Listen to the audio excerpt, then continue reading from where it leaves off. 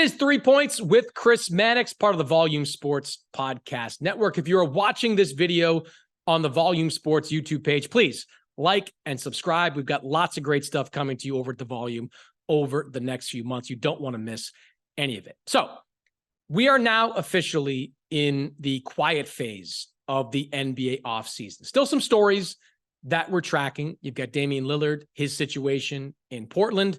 You've got James Harden, his situation in Philadelphia. But relatively speaking, it's pretty quiet. I do, though, want to talk about a story last week that wasn't a huge story at the time, at least in terms of basketball, but I think it has the potential to be one of the biggest stories that we're talking about in the months and years ahead. And that's the possibility that Saudi Arabia could get interested in big-time basketball. So we all saw last week what the reaction in the sports world was to Kylian Mbappe getting an offer to play soccer in Saudi Arabia. The Saudis reportedly offered Mbappe a contract in excess of $750 million. $750 million to play one season in Saudi Arabia. That's on top of the 300+ million that the Saudis would pay Mbappe's French team for the right to take him for that one season. Just an astronomical number, in excess of $1 billion to acquire one player for one season. And we saw the reaction from prominent sports figures, most notably prominent NBA players. You had LeBron James tweeting out, "Hey, where's my offer?" and putting it under a picture of Forrest Gump running, presumably after that offer from the Saudis. You have Giannis Antetokounmpo saying, "Hey, I look like Mbappe, sign me."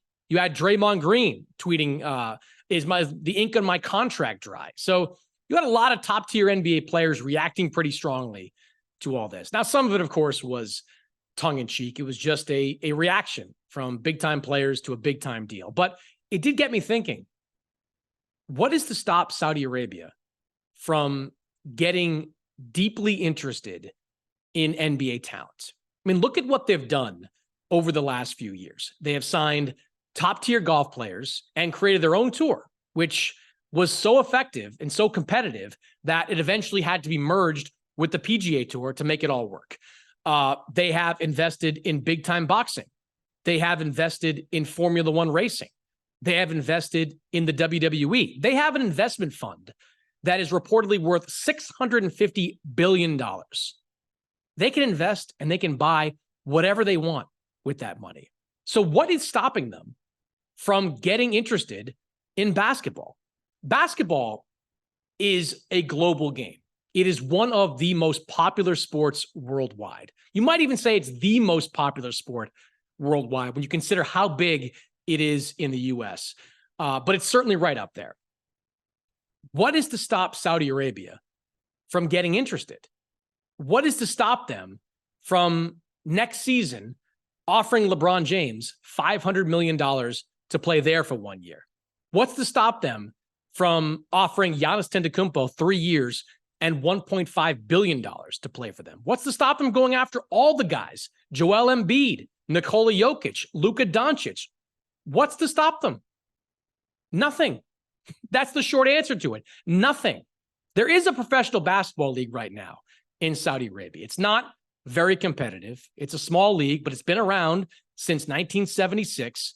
And Saudi Arabia has been growing basketball incrementally. The game has become more and more popular over the last couple of decades in Saudi Arabia. They've won some regional tournaments. They've started to play at a higher level, albeit not one that you would say is at the global level right now. But that's not what Saudi Arabia is really all that interested in. They're not looking to become a competitor to the NBA. They're looking to make a big splash. They're looking to sign marquee guys, just like they did when they signed Cristiano Ronaldo, just like they did when they signed Phil Mickelson. This is what they're looking to do. And basketball could be their next step. It could be the next sport that they decide they want to get into. And if they did, I don't think there's anything the NBA could do to stop it. I don't think there's anything the NBA could do to be competitive with it. I mean, for starters, the league would have to rip up the collective bargaining agreement that it spent a painstaking amount of time putting together over the last couple of years, because you would have to take the cap off what the best players can make. Right now, guys like LeBron and Giannis and Jokic, they're going to make around $50 million per year, and that number is going to go up in the years to come. But the NBA would have to take that cap off and say, these top tier guys, you can pay them whatever it is you want to pay them. And truthfully, guys like LeBron and guys like Giannis and guys like Kevin Durant, they're worth a lot more than they're being paid, at least to the NBA. I mean, guys like LeBron, they drive ratings. They drive revenue. They drive ticket sales. They're worth probably 2 or 3 times what they're being paid by the NBA. But even if they were paid 2 or 3 times their annual salary, it still wouldn't be enough to match an offer that came from Saudi Arabia. So I really believe it's a question of when and not if Saudi Arabia gets involved in competitive basketball, or at least starts making a play for some of these top tier NBA players. And certainly you will have players that want nothing to do with playing in Saudi Arabia, just like you had golfers that wanted nothing to do with competing and taking the money from Saudi Arabia. They will point to the human rights violations. They will point to the U.S. government naming the Saudis as responsible for the death of Washington Post journalist Jamal Khashoggi. You will have players that want nothing to do with it. But if the offer is so big, or the offers, I should say, are so big, you're going to have a lot of guys that are going to take them. And the more kind of mainstream this becomes, the more golfers that take the money from Saudi Arabia, the more soccer players that take the money from Saudi Arabia, it's going to make it a lot easier for these guys to take the money from Saudi Arabia. And that's something I think the NBA has to be prepared for. That's something I think the NBA has to be ready for. I mean, you think about it, the Saudis, if they wanted to, they could buy every team in the NBA. You conservatively say each NBA team is worth $5 billion right now. Some of them worth a little bit more.